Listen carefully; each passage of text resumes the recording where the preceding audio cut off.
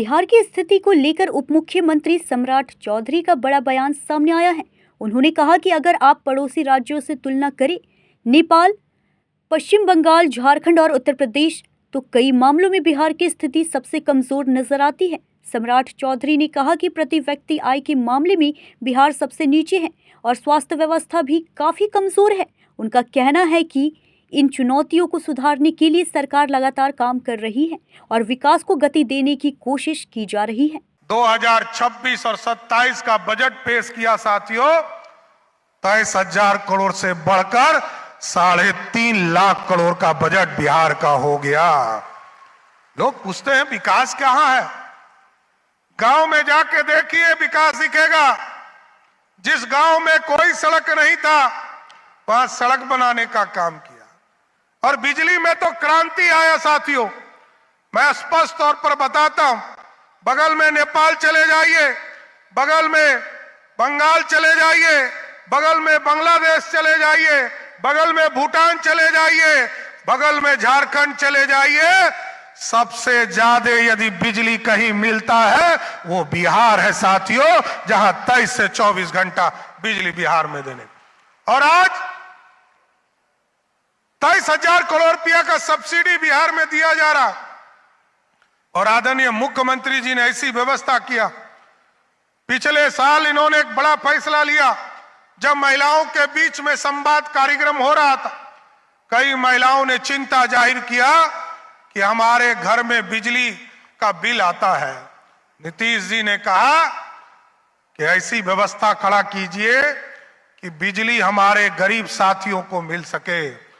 और जब मुख्यमंत्री जी ने फैसला लिया कि हम 125 यूनिट बिजली फ्री करेंगे, तो आपको जानकर खुशी होगी कि जिस बिहार में मात्र 17 लाख लोगों को बिहार में बिजली कनेक्शन हुआ करता था, आज के तारीख में 2,16,00,000 लोगों को बिजली कनेक्शन है। और 2,16,00,000 में से 88% ऐसे लोग हैं जिनको नीतीश जी ने जब घोषणा किया कि 125 यूनिट बिजली फ्री करेंगे, तो पिछले 7 महीने से उसको बिजली बिल आया ही नहीं है, उसका बिजली बिल 0 हो गया साथियों। यह है बदलाव, यह है विकास, यह है समृद्धि की ओर जाने का रास्ता। नीतीश कुमार जी ने न्याय के साथ विकास का काम शुरू किया। पिछले साल प्रगति यात्रा में आए थे। कई लोग मजाक उड़ाते थे कि डबल इंजन की सरकार है, पूर्णिया एयरपोर्ट का क्या हुआ।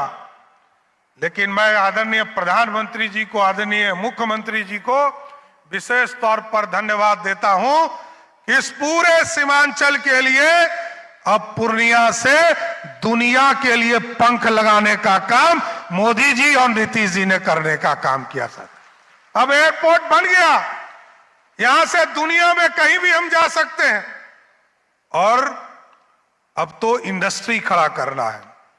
कई सड़कें याद कीजिए, पटना से जो ये पूर्णिया 4 लेन सड़क आता है, आदरणीय मुख्यमंत्री नीतीश कुमार जी जब पथ परिवहन मंत्री थे भारत में, तो इन्होंने सरदार अटल बिहारी वाजपेयी से आग्रह करके इस पूरे इलाके के लाइफलाइन को बनाया।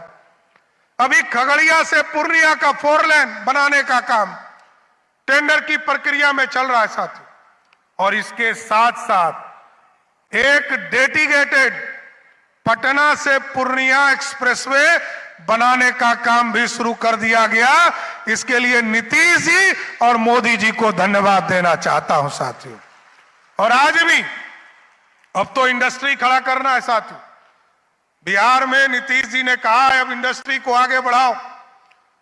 पहले सड़क बनाया गया, बिजली पहुंचाया गया, पानी पहुंचाया गया, बच्चियों को स्कूल पहुंचाया गया। और अब आदरणीय मुख्यमंत्री जी ने तय किया है कि 1 करोड़ लोगों को रोजगार देना है। और पूरी तरह मैं जरूर आश्वस्त करना चाहता हूं आप लोगों को कि आज भी नीतीश कुमार जी के नेतृत्व में सरकार चल रही है और कल भी इन्हीं के मार्गदर्शन में बिहार की सरकार चलेगी साथ।